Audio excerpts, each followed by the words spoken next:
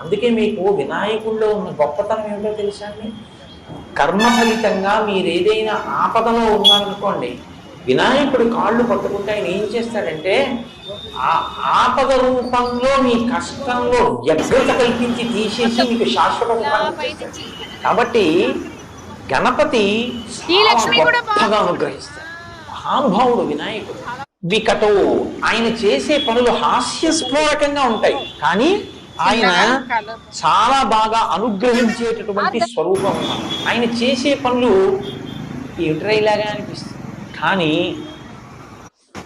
చాలా గమ్మత్తుగా ఉంటుంది ఆయన చేసేది. మేనమామ గారు శ్రీ మహావిష్ణువు ఒకసారి వినాయకుడు పుట్టినరోజు వచ్చి మేనమామని పిలిచారు. మేనమామ అత్తయ్య వెళ్ళారు, లక్ష్మీదేవి నారాయణ ఏవో బహుమానాలు పట్టుకెళ్ళాడు మేనల్లుడికి.